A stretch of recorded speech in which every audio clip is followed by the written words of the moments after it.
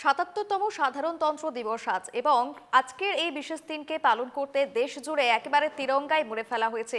বিভিন্ন জায়গায় জায়গায় কিন্তু সেই ছবি।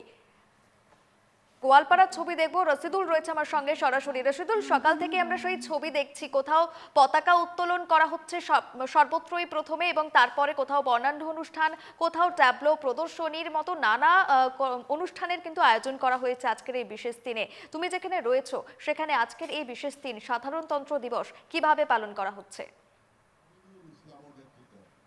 দেখো, গোয়ালপাড়া সাধারণতন্ত্র দিবস পালন করা হচ্ছে। রশিদুল, শোনা যাচ্ছে? আজ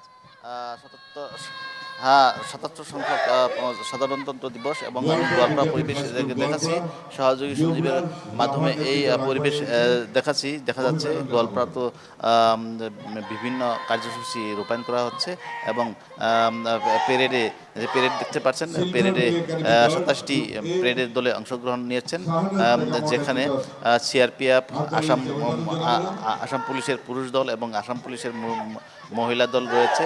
সঙ্গে সঙ্গে হোমগার্ড, সৈনিক স্কুলের পুরোহিতরা রয়েছেন।